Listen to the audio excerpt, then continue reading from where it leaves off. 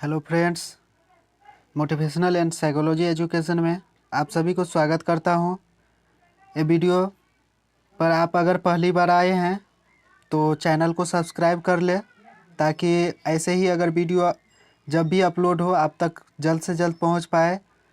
तो आज हम बातें करेंगे सोशल साइकोलॉजी के कुछ पॉइंट, जो कि है धारणा निर्माण या व्यक्ति प्रत्यक्षीकरण के निर्धारक, यानी कि डिटर्मिनेंट ऑफ इम्प्रेशन फॉर्मेशन और पर्सन परसेप्शन। इस वीडियो का पीडीएफ अगर डाउनलोड करना चाहते हैं तो इस वीडियो के डिस्क्रिप्शन बॉक्स में जा कर के वहां से आप डाउनलोड कर सकते हैं, जिसका लिंक हम डाल देंगे। तो चलिए अब हम चलते हैं पॉइंट की ओर। तो सबसे पहले क्या यहाँ पर कहा गया है, विभिन्न अध्ययनों से यह स्पष्ट हुआ है कि व्यक्ति प्रत्यक्षीकरण या धारणा निर्माण में निम्नलिखित कारकों की महत्वपूर्ण भूमिका होती है, जिन्हें निर्धारक कहा जाता है। इसका मतलब वो कह रहा है कि विभिन्न अध्ययनों, कई अध्ययनों से स्पष्ट क्या हो रहा है कि व्यक्ति प्रत्यक्षीकरण में जो है इम्प्रेशन फॉर्मेशन का जो है महत्वपूर्ण कारकों का कुछ महत्वपूर्ण भूमिका होती है, जिनमें से सबसे पहला बताया गया है क्या, उद्दीपक निर्धारक। पहला जो है उद्दीपक निर्धारक या लक्षित व्यक्ति, यानी कि स्टिमुलस डिटर्मिनेंट्स और टारगेट पर्सन, यानी कि उद्दीपक निर्धारक, यानी कि कौन सा स्टिमुलस को हम निर्धारित करते हैं और कौन सा व्यक्ति लक्ष्य निर्धारित है। तो उसका 4 पॉइंट दिया गया है। पहला है शारीरिक डील डॉल एवं रूप रंग, body build and physical appearance. दूसरा है शारीरिक हाव भाव, मुद्रा तथा गति, यानी कि body gesture, posture and movement. शारीरिक हाव भाव का मतलब क्या, शारीरिक का गतिविधि किस तरह का है। उसके बाद तीसरा है मुखाकृति, संवेग एवं मन स्थिति, यानी कि facial impression, emotion and moods. इसका मतलब कि व्यक्ति की चेहरा का जो उस समय का इम्प्रेशन होता है कैसा होता है, उसके बाद इमोशन के किस तरह का होता है, उसकी मन की स्थिति कैसी होती है, इसके बारे में जानना होता है। और चौथा है स्वर गुण, यानी कि स्वर गुण तथा पहनावा, यानी कि वॉइस क्वालिटी एंड ड्रेस, यानी कि किस तरह का वह कपड़ा पहनता है, पहनावा कैसा उसका, और उसका स्वर यानी कि आवाज़ उसका कैसी है। उसके बाद दूसरा कहा गया है, दूसरा पॉइंट है जो कि है बी में, प्रत्यक्षीकरण करता निर्धारक, यानी कि परसीवर डिटर्मिनेंट।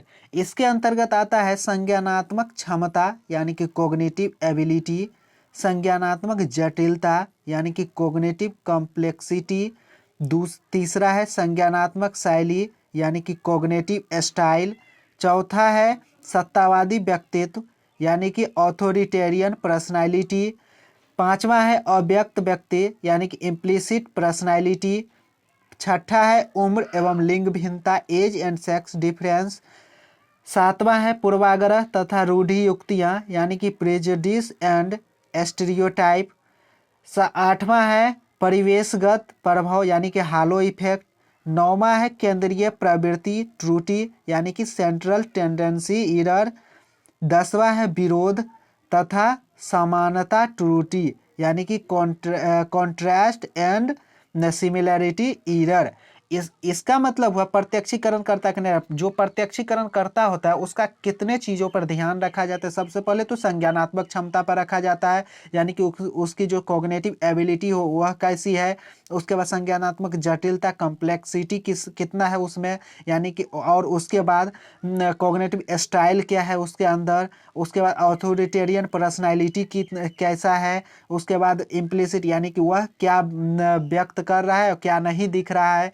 उसके बाद उसका एज कितना है, वह कौन सा लिंग का है, मेल फीमेल डिफरेंस भी होता है।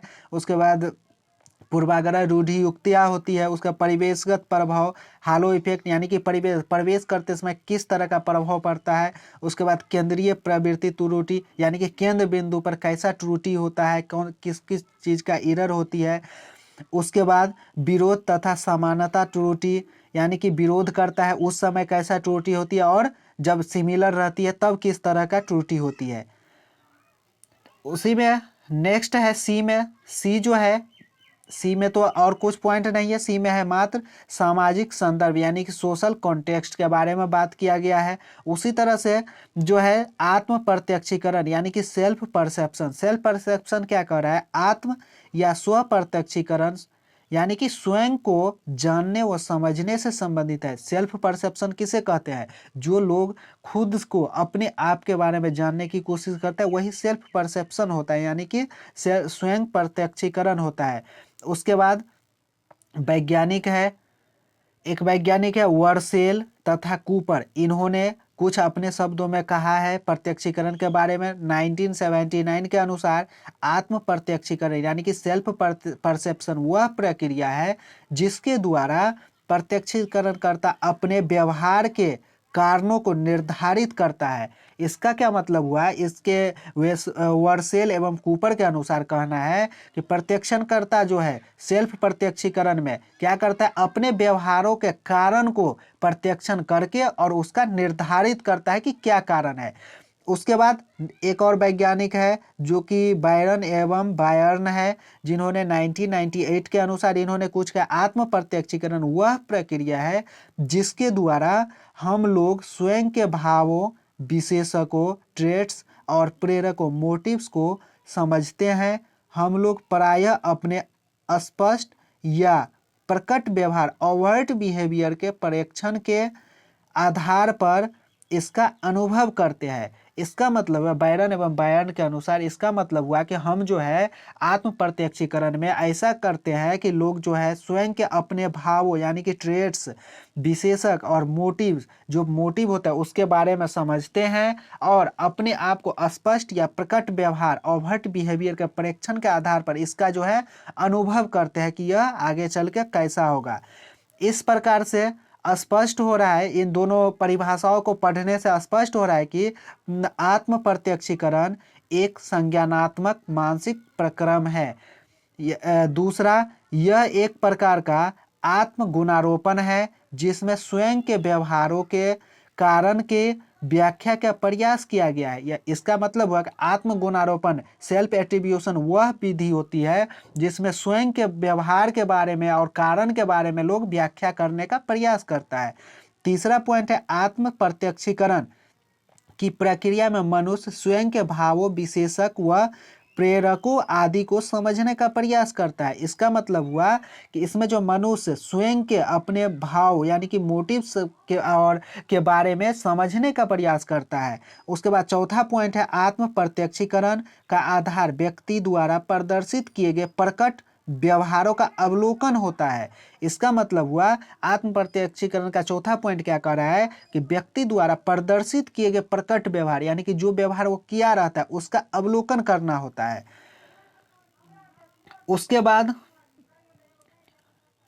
आत्म प्रत्यक्षीकरण का आधार क्या है, इस संबंध में आत्म प्रत्यक्षीकरण का जो मूल आधार है क्या होता है, इसके बारे में एक और वैज्ञानिक आए डेरिल बेम। इन्होंने 1972 में अपने सिद्धांत विकसित किया जो कि जिससे आत्म प्रत्यक्षीकरण सिद्धांत यानी कि सेल्फ परसेप्शन थ्योरी या आत्म गुणारोपण सिद्धांत, सेल्फ एट्रीब्यूशन थ्योरी कहा जाता है। डेरिल बेम 1972 में एक सिद्धांत विकसित किया जो कि आत्म प्रत्यक्षीकरण का आधार के बारे में जानने के लिए, तो उसका था दो नामों से जाना जाता है, आत्म प्रत्यक्षीकरण सिद्धांत यानी कि सेल्फ परसेप्शन थ्योरी या सेल्फ एट्रीब्यूशन थ्योरी यानी कि आत्म गुणारोपण थ्योरी सिद्धांत। उसी के बारे में नेक्स्ट हम कह सकते हैं कि इस सिद्धांत की मौलिक अभिधारणा है व्यक्ति अपनी खुद की अभिवृत्तियों, भावों एवं संवेगों को प्रत्यक्ष रूप से नहीं जान पाता है बल्कि अपने द्वारा प्रदर्शित किए व्यवहारों के अवलोकन के आधार पर इनके संबंध में अनुमान लगा पाता है। इसका मतलब हुआ कि इस सिद्धांत के अनुसार मौलिक अभिधारणा है, सिद्धांत की जो मौलिक अभिधारणा है व्यक्ति अपने खुद की अभिवृत्तियों, भाव और संवेगों के प्रत्यक्ष रूप से नहीं जान पाता है। इसका मतलब हुआ जो चीज़ के लिए बनाएगा वह प्रत्यक्ष रूप से जो रियल में होना चाहिए नहीं जान पाता है बल्कि अपने द्वारा प्रदर्शित किए गए व्यवहार जो कि खुद के द्वारा जो व्यवहार किए रहते हैं उसका अवलोकन के आधार पर इनके संबंध में अनुमान लगा पाता है। तो वीडियो लास्ट तक आज के लिए इतना ही। ये वीडियो लास्ट तक देखने के लिए आप सभी को बहुत बहुत धन्यवाद। और नेक्स्ट वीडियो होगा, next video will be attribution यानी कि गुणारोपण पर नेक्स्ट वीडियो होगा। तो ये वीडियो लास्ट तक देखने के लिए आप सभी को बहुत बहुत धन्यवाद।